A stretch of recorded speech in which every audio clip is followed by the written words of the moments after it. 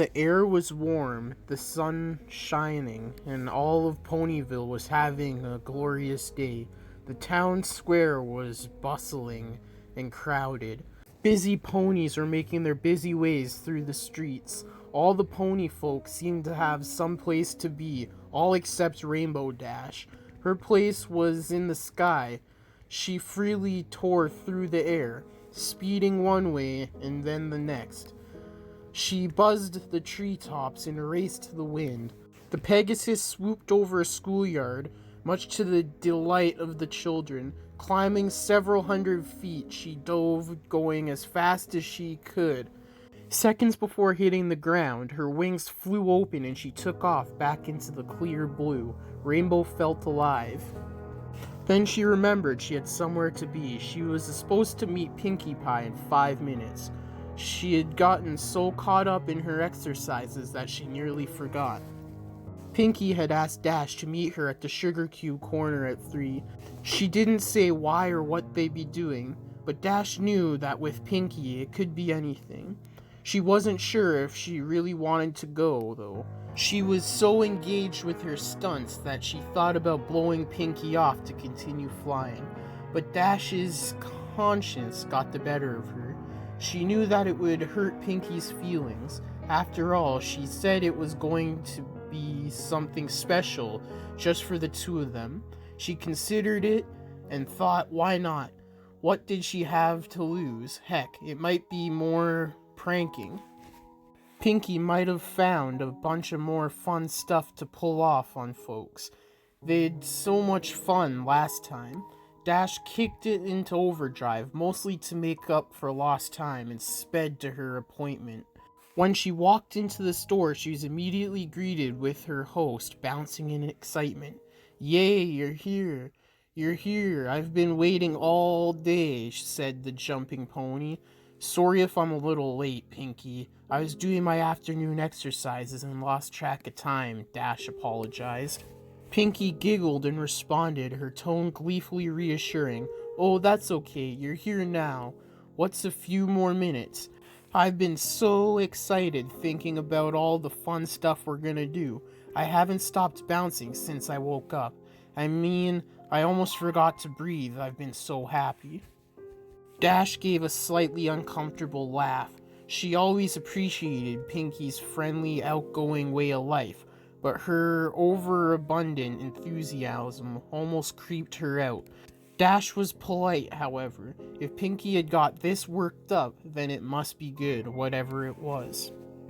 "So you ready to get started, Rainbow Dash? I've got everything already," the pink one said. Dash psyched herself up. "You betcha, Pinkie. What do you have planned? We gonna prank somebody?" "I got a couple good ones I've been thinking about. Or maybe you got a stunt you think I should try. Or maybe making cupcakes," Pinkie happily announced. "Baking?" Dash was disappointed. "Pinkie, you know I ain't good at baking. Remember the last time?" "Oh, that's not a problem at all. I only need your help making them. I'll be doing most of the work," Pinkie explained. Dash thought about it for a second and replied, "Well, alright, I guess that's okay. What exactly do you need me to do?" "That's the spirit. Here you go." Pinkie handed Dash a cupcake. Dash was puzzled. "I thought I was helping you bake." "You will be. I made this one just for you before you got here." "So is this like a taste test or something?" "Sorta," Pinkie said. Dash shrugged and popped the pastry in her mouth. She chewed a bit and then swallowed. "Not bad." "Okay, now what?" Dash asked. "Now," Pinkie informed, "you take a nap." Upon hearing that, Dash felt lightheaded. Her world spun, and seconds later she dropped to the floor.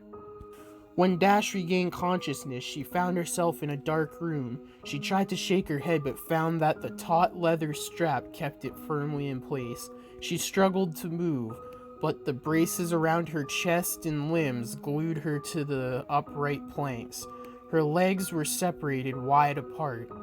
The only part of her not tied down were her wings, as the frame was backless. She withered. Pinkie jumped into her line of sight. "Goody, you're awake. Now we can get started," she gleefully stated. She was pushing a cart covered with a cloth. Well, duh, you're tied down, Pinky chitted. That's why you can't move. I didn't think you needed to say that. But why? What's happening? I thought you said I was going to help you make cupcakes.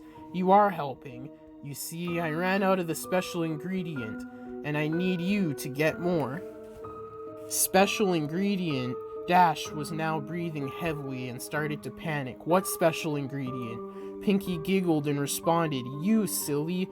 Dash's eyes widened, her face contorted in fear. Then she started to laugh. Whoa, really? You got me there, Pinkie Pie. I mean, tricking me into thinking I'm going to get made into a cupcake. I gotta tell you, that was the best prank yet. You win. You're the best. Pinky giggled even more. Aw, thanks, Dash, but I haven't done pranks today, so I can't accept your praise. Dash was struggling again. Pinky, come on, this isn't funny. Then why were you laughing? Pinky grabbed the cloth and whipped it off the cart.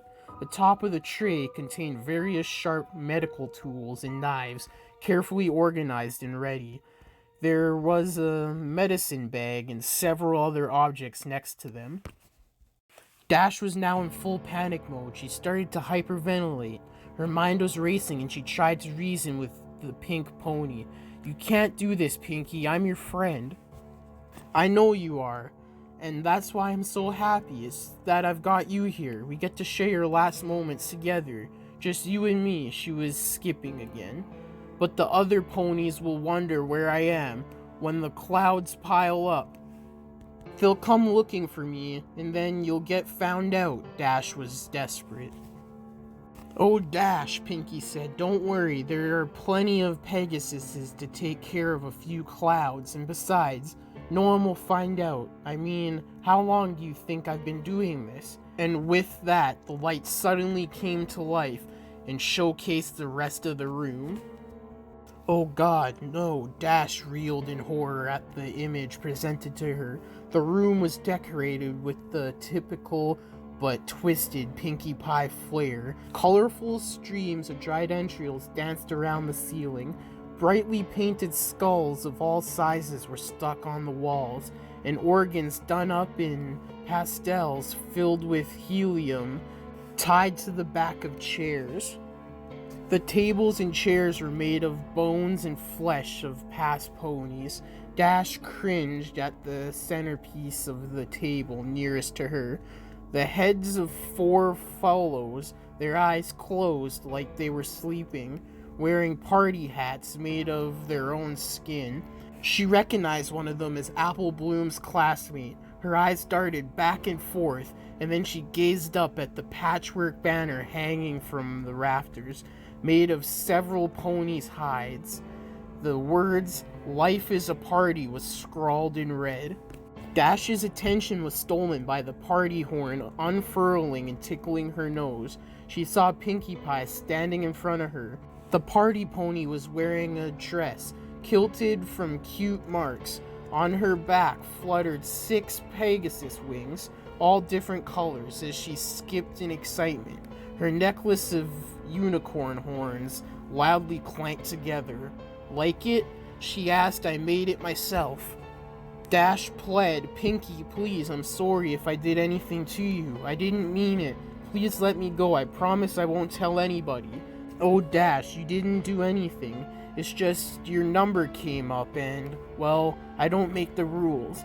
We can't turn back now. Rainbow Dash was tearing up. How could this be happening? Aw, don't be sad, Dash, Pinky said. Look, this'll cheer you up. I brought you a friend. Out of seemingly nowhere, Pinky displayed a blue and yellow painted skull. It was about pony's size, but it had a very defined feature, a break. Dash was freaking out. Is that... Hey Dash, let's hang together. These ponies are lamos. Dweebs.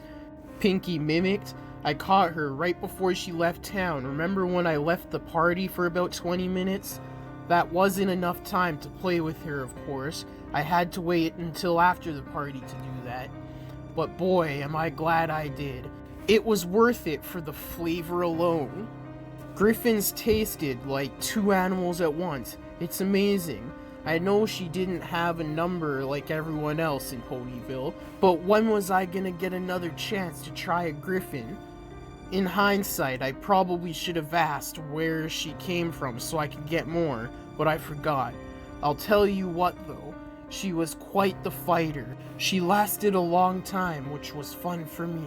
I got a chance to play with somebody other than a pony and try new things. It's too bad she had such a potty mouth. She said so much bad stuff I had to take her tongue out. You know, bad language makes for bad feelings, Dash. Dash didn't have anything to say, she just sobbed and withered. Well, Pinky said, putting the skull down, that's enough reminiscing. It's time to begin. She picked up a scalpel and walked over to Dash's right flank. Without any flair, she placed the blade an inch above her cute mark and started a circle, cutting around it. Her lungs working overtime, Dash shouted in pain and tried desperately to pull away, but the braces held her still.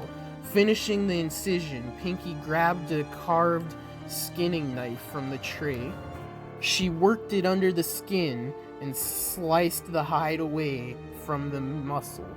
Dash ground her teeth and she tearfully watched as her flesh came off. Pinky then moved to the other side and completed the other flank. Once she was done, Pinky had both cute marks in front of her friend and started waving them like pom-poms. Dash just whimpered, her thighs burning. Placing the skin down, Pinky selected the large butcher knife and walked behind Rainbow Dash. Hope you don't mind, I think I'm gonna wing it now. Pinky laughed. She grabbed the left one and played with it for a second. Then she stretched the wing out and brought the blade down at the base. Instantly, Dash screamed and thrashed her appendage. The movement threw off Pinkie Pie's aim. She tried to hit the mark again, but missed wide and put a huge slice in Rainbow's back. Dash, you gotta stay still or I'll keep missing. She took another whack and hit the target. She swung again and again, blood sprayed into the air, but realized she wasn't getting anywhere. The blade just wasn't going through the bone. I guess I forgot to sharpen it. I'll try something else, she stated as she tossed the knife over her shoulder. The blade embedded itself in the table. Through the crying, Rainbow Dash heard the sound of a metal box opening and closing. Got it, said Dash. Why do they call it a hacksaw? It doesn't hack. Hacking is what I was doing with the knife. This is a saw, I don't get it. Pinky placed the tool over the last attempt. It effortlessly sailed through the bone and skin. The painful feeling of the teeth grinding, biting into her made Dash want to vomit. She watched helplessly as her wing flew over her head and landed with a fluff on the table. Pinky moved to the next and started sawing. Dash didn't struggle this time. She'd given up trying to fight and just cried. Then the sawing abruptly paused. Pinky was only halfway done, and the wing hanging off by only a sliver. Hey Dash, she piped up. Think fast. Suddenly, she yanked the wing as hard as she could. The bone snapped, but the skin held tight. The pull ripped a long strip of flesh down Dash's back to her rump. The unexpected trauma caused her body to seize. She felt the warm release between her legs as her pelvis tensed up. Dash's loud, unending melody of pain filled the room. Unable to catch her breath, she blacked out. She awoke with a gasp. The stench of her urine filled her mucus-caked nostrils. She saw a very pouty Pinkie Pie removing the adrenaline needle from her chest. Stomping her hooves, the frustrated Pinkie lashed out. Didn't anybody teach you any manners? It's very rude to fall asleep when someone invites you over to spend time with them. How would you like it if I came over to your house and went to sleep? Oh, I'm sorry, Dash, you're boring. I think I'll take a nap. You think I like always doing this by myself?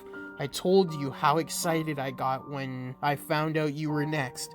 I was excited to have a friend to be here with me while I worked.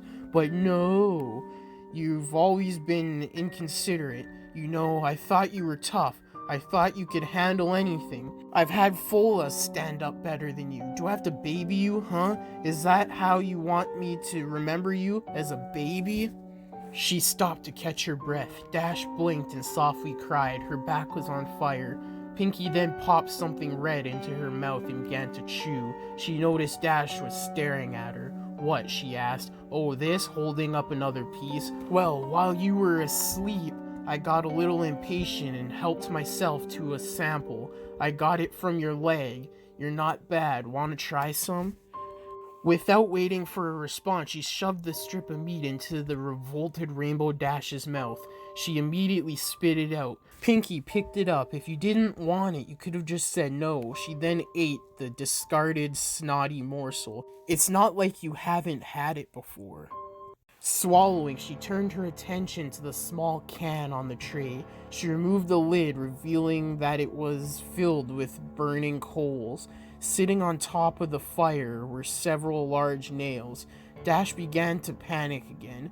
Pinky picked up the can and walked over to Dash's left. Carefully picking up a nail and grabbing a hammer, she positioned the spike at the seam between her leg and her hoof. No, Pinky, no, Dash screamed. No, no. The hammer came down and the nail punctured under her skin. The white-hot burning was too much. Dash pulled and thrashed at the braces. Her skin rubbed and tore. Pinky tried to line up another one, but couldn't find her aim. She let out a frustrated grunt as she pulled the hammer back, taking a wild swing. Dash burst out crying and begging, "Please stop! Please, please stop!"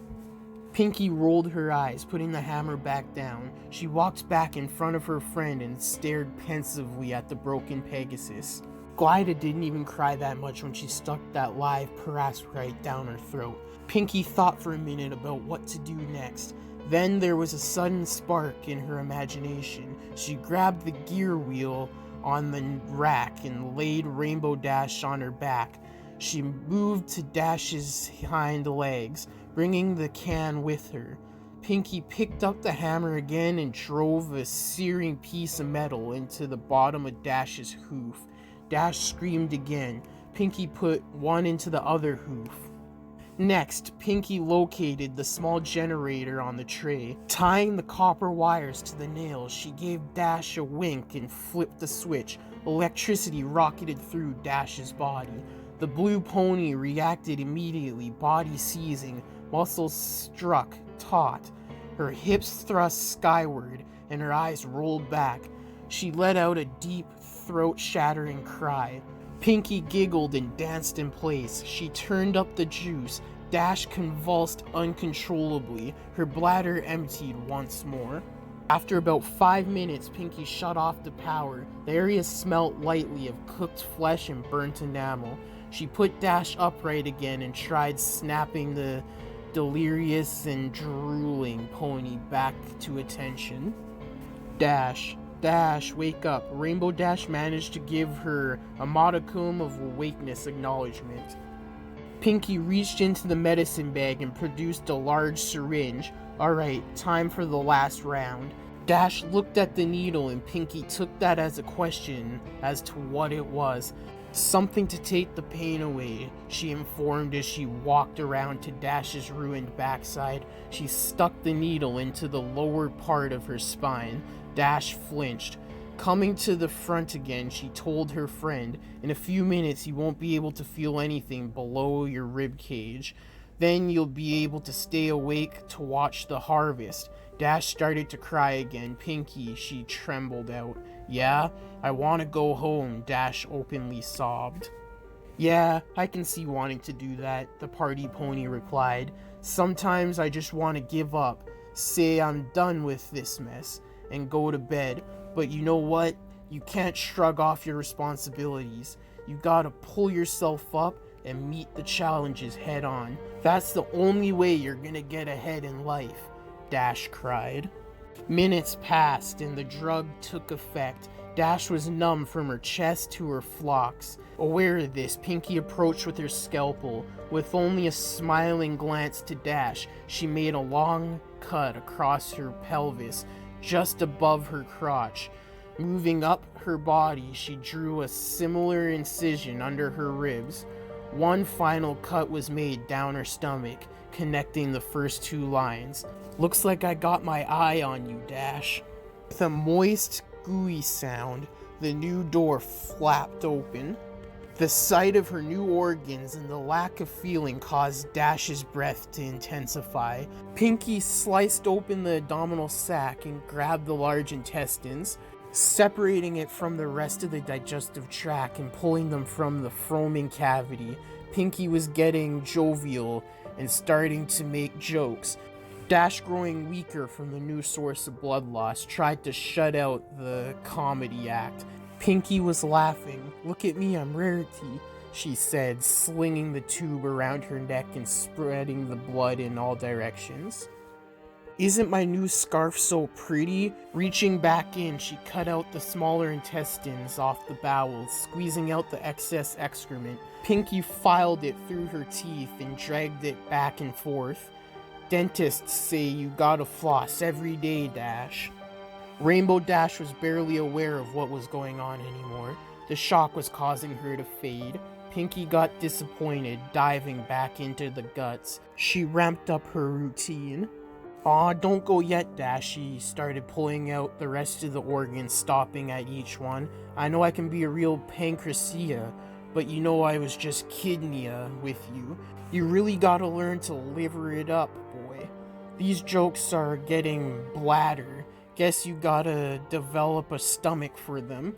She placed the discarded body parts into a bucket, keeping the last one for a bit longer. "Ooh, bagpipe," she said, placing the tube in her mouth and the organ in her armpit. A sputter of acid hit her tongue. "Ew, oh hey, there's your cupcake, Dash." Dash didn't hear her. She had slipped from consciousness minutes ago. Pinky, not satisfied yet, hit her with another adrenaline shot. Dash woke up for the last time, her heart jumping. Her blood flowed out faster. It wouldn't be long now. Pinky put Dash down on her back and straddled her chest, scalpel at the ready. "You know, Rainbow Dash, I'm disappointed. I thought you would have lasted longer. I really wanted to spend more time with you before we got here, but I guess it's my fault. I should have taken it a little slower. Oh well. It was really nice knowing you, Dash." The blade sunk into the blue one's throat, working its way up to her chin. Coming back down, it circled around her neck. The last thing Dash felt was her skin being cut away from her skull, the metal scraping her teeth. Then she was gone.